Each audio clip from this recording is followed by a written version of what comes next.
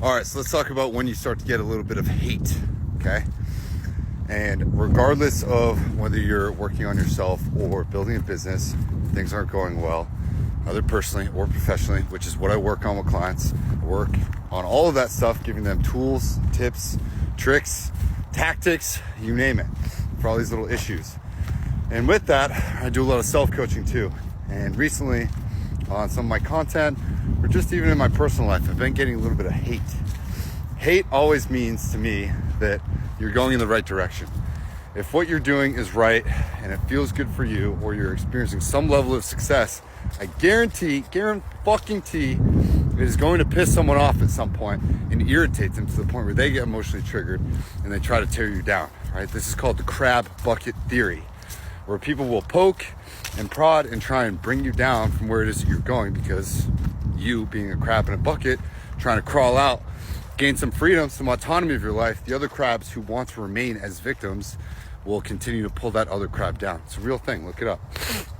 Now, despite the fact that it's 23 degrees outside and I'm freezing cold, when you experience hate, understand that that just means you're going on the right path, right? When you get doubters, when you get people that want to engage with you or argue with you or whatever, stop being customers of yours, whatever. It doesn't mean that someone is necessarily right or someone is wrong. It doesn't mean that you should also, bottle down to that level, but you need to take things from an emotionless perspective and understand that what most people do is just a reflection of themselves.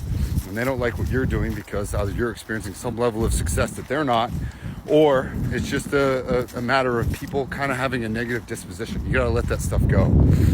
If you're building a business, don't fight for customers, right? No begging, no lying. I don't allow my clients who are building businesses or recovering from relationships and divorces, I don't allow the begging, the pleading, the sacrificing our boundaries, and I insist on doubling down. I think audacity is covered by more audacity. I think you continue to do what you know is good, and you hold your ground on your prices, and you kind of don't give up ground. Now, me, right, being a coach and a mentor, helping people build businesses, I am super empathetic when I see people really giving it their all and staying consistent. I will go to the ends of the earth for those people and give them everything I have.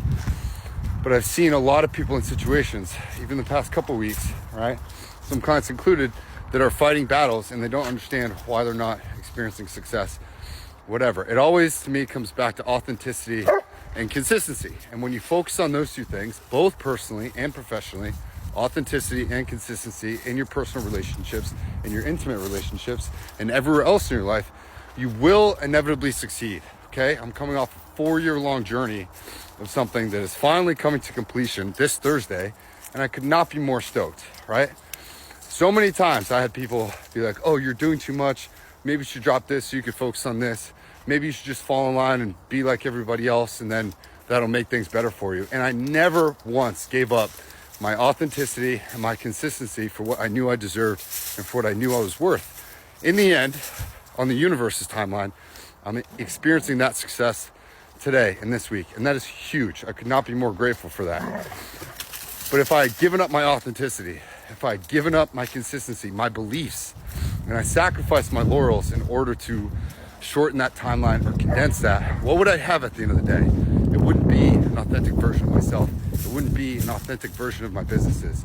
It would be a sacrificed, homogenized version of what I initially set out to do. So I encourage you and I commend you, my clients, who all these videos are essentially for, and new potential clients. You're not a victim. You are authentic. You can do this if you simply remain consistent and understand that the end goal in mind is what you're feeling. That's what you're fighting for. You're not fighting these individual battles. Do not engage in wars. Use your guerrilla tactics, the things you know how to do, and stay consistent with those, because you never lose. You either win or you learn. Okay? That's all I got for you today. If you want one-on-one coaching or you want to work on a business, hell, if you even want me to redesign your website or give you feedback on that, I love working on marketing and sales stuff. So hit me up. We'll talk about it, and I'll give you the kind of mindset that you need in order to continue to be successful. All right? See you in the next one.